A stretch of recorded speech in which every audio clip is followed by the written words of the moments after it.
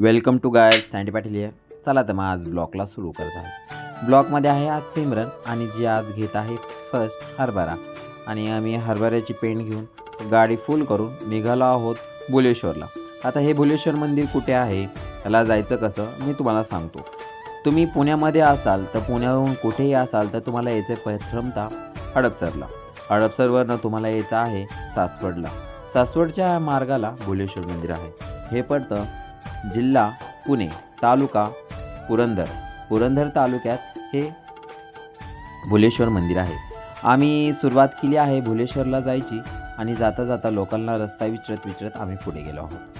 तर रस्त्याने जाताना तुम्हाला भरपूर असं जंगल, शेती आणि शेतीप्रधान असं असलेलं हे आपल्याला गाव दिसेल. या गावामध्ये खूप सुंदर असे वनवाई आहे, तसेच शेती आहे. येथे काही ठिकाणी तुम्हाला छोटे छोटे हॉटेल आणि नवीन प्रकारे झालेले ब्रिजसुद्धा दिसते. ऊसाची शेती, त्याचबरोबर रम्यगम्य असं हरभऱ्यामध्ये आम्ही काही पेंडी घेतल्या आणि राखण करायला बसले होते. तिथे आजोबा म्हणजे चिक्कूची आणि ह्या हरभऱ्याची राखणदार आजोबा, त्यांना भेट देऊन आम्ही पुढे निघालो. पुढे निघत असताना रस्ता आमचा रमत जात असताना आम्हाला एक हॉटेल भेटलं आणि तेही होतं पुरंदर हॉटेल. हे खूप सुंदर असं आहे, त्याला तुम्ही नक्कीच भेट द्या गेलात तर.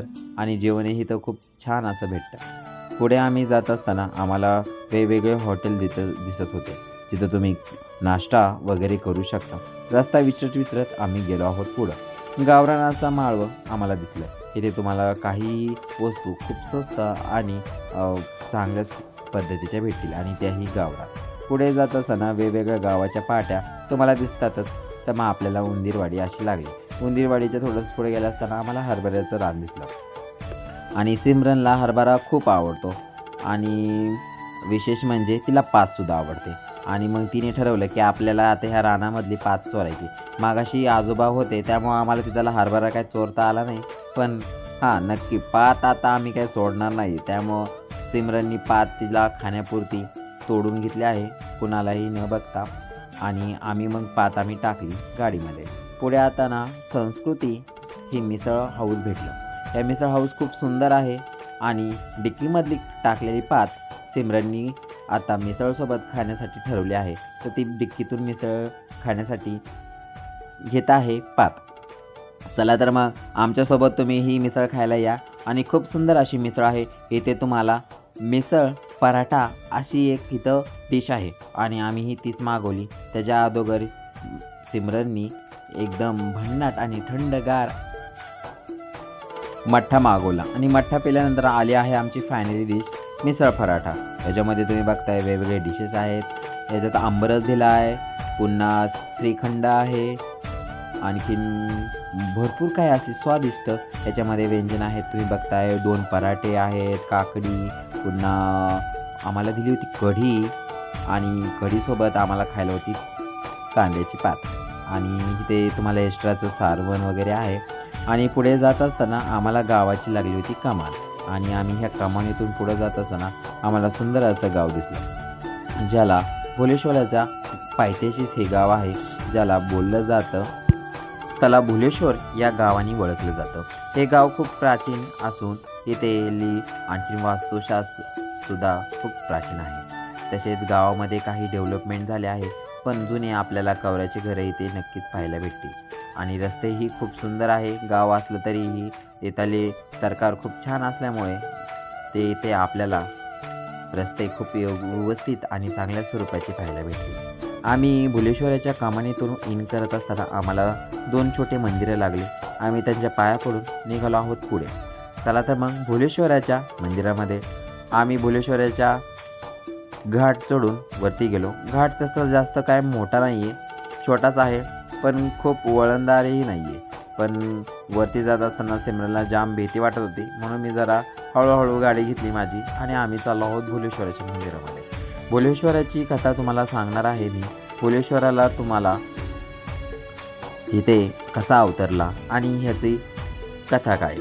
तर कथा अशी आहे, 150 वर्षापूर्वी भुलेश्वराच्या इथे स्वयंभू शिव प्रकटले आणि ही मूर्ती पाहून इथल्या गावातल्या लोकांनी असे गृहीत धरले की हे शिवाचं क्षेत्र आहे, म्हणून ह्याला शिव क्षेत्र म्हणून ओळखले जाऊ लागले. म्हणून ह्याला नाव पडले भुलेश्वर. भुलेश्वर हे अत्यंत विख्यात आणि महाराष्ट्रामध्ये प्रचलित असं मंदिर आहे. भुलेश्वर हे हिंदू धर्माची आपल्याला प्रचिती घडवते. बाहेर तुम्हाला आल्यानंतर खूप काही वस्तू भेटतात. बाबा इथं विकत होते कौट तुम्ही कधी खाल्लं आहे का? कौट खाल्लं नसेल तर नक्की खा. आणि सिमरनी बॅक साईडचं तुम्ही एवढं दिसतंय ते मंदिर आहे. पांढरं शुभ्र असं दुधासारखं मंदिर. मंदिरामध्ये आम्ही जात असताना बाहेरील गाववाल्यांना विचारत होते त्याली कथा आणि पुढे आम्ही निघालो आहोत भुलेश्वरला. त्यापूर्वी डोक्याला माथ्याला आम्ही लावला आहे ओमचा आणि बाबांना दिले आहेत 5 रुपये. तर सिमरन लावत होती तर मी कुठे पाठीमागे थांबणार होतो आणि मी हे आलो पुढे लावायला. आणि खूप सुंदर असं बाबांनी आमच्या डोक्यावरती काढला आहे. काय बोलता त्याला माहीत नाही, पण गंध बोलूया आपण. आणि गंध खूप छान असा गंध बाबांनी माझ्याही डोक्याला लावला आहे. आणि पुढे आम्हाला पैसे द्यायला नव्हते, पण बाबांनी आमच्याकडनं काही पैसे घेतले नाही. आणि मग आम्ही तसेच निघालो. आणि पुढे जात असताना खूप सुंदर असं प्राचीन आपल्याला शिल्प असे दिसते. हे मंदिर थोडंसं जेजुरीसारखं दिसायला आहे ना, पांढरं. एक छोटासा मुलगा तिथं चिंचाही विकत होत्या. पुढे गेल्यानंतर तुम्हाला विनामूल्य चपलाचे स्टँड दिसेल. इथे तुम्हाला कसल्याही प्रकारे चपलासाठी पैसे द्यायची गरज नाही आणि तुम्ही स्टँडला तिथे लावू शकता. शेजारीच पाय धुवायला सुद्धा पाणी आहे.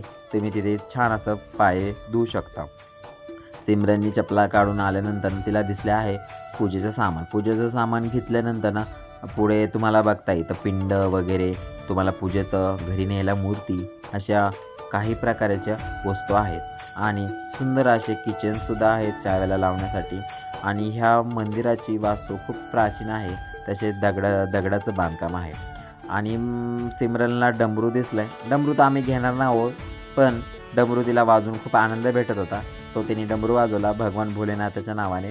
आणि डमरू वाजून झाल्यानंतर आम्ही निघालो आहोत मंदिराकडे. मंदिराच्या बाहेरच खूप मोठी अशी घंटा आहे. ती घंटा वाजवून आम्ही पुढे निघालो आहोत. इथे बघताय तुम्ही खूप वरती असं हे मंदिर आहे. पुढे गेल्यास देवाच्या गाभाऱ्यामध्ये मोठा नंदी आहे. या नंदीच्या कानामध्ये तुम्ही तुमची कोणतीही इश पूर्ण करू असं देवाला बोला. पुढे गेल्यानंतर भोलेश्वराची पालखी आहे. या पालखीचं दर्शन घेऊन आम्ही निघालो आहोत पुढे गेल्यानंतर तुम्हाला सुंदर असा प्राचीन गाभारा दिसेल, ज्याला भोलेश्वराचं मेन स्थान आहे. आणि इथे गेल्यानंतर तुम्हाला इथे 24 तास तुम्हाला लाईट वगैरे आहे. आणि आम्हाला खूप असं छान असं दृश्य इथे दिसायला तुम्हालाही दिसेल आणि मलाही इथं देवाची प्रचिती झाली. तर तुम्ही बघताय भुलेश्वराचा हा गाभारा खूप सुंदर आणि असा प्राचीन आहे. आणि बघताय ना किती सुंदर असं त्याला डेकोरेट केलं आहे. सिमरननी टाळ्या वाजून भोलेश्वराच्या पाया पडली आणि आपली मनाची इच्छा भोलेश्वरापुढे मांडली. तुमचीही काही इच्छा असेल तर या भोलेश्वराला जा. भोलेश्वर तुमची इच्छा नक्कीच पूर्ण करेल. आणि आम्हीही मनातली इच्छा भोलेश्वराला बोलून निघालो आहोत पुढच्या जर्नीकडे. बाहेर येताच तुम्हाला भस्म दिसेल. भस्म आम्ही कपाळी लावला आणि निघालो आहोत बाहेर. मंदिराच्या बाहेर येत असतानाच खूप प्राचीन अशा वास्तुकला आहे तिथे. इंग्रजांनी अतिक्रमण केलं होतं त्यावेळेस इथल्या वास्तूंना हानी पोचलेली आहेच, पण बऱ्यापैकी इथली वास्तू बऱ्यापैकी आहे तशी आहे. काही मूर्त्या खंडित झाल्या आहेत तर काही मूर्त्या तशाच आहेत. पुढे जाताना तुम्हाला 12 ज्योतिर्लिंगे इथे दिसतील. वेगवेगळ्या दिशेला इथे ज्योतिर्लिंगाची स्थापना केली आहे. या मंदिरामध्ये खूप सुंदर वास्तुकला आहे, जी काही आपल्या पूर्वजांच्या वेळी इंग्रजांनी मिटवण्याचा प्रयत्न केला होता, पण तो त्यांचा यशस्वी झाला नाही. आपला हिंदू धर्मच असा आहे की मिटणार नाही, असा श्रेष्ठ आपला हिंदू धर्म. पुढे गेल्यास मंदिरामध्ये विठ्ठल रुक्मिणीची मूर्ती होती.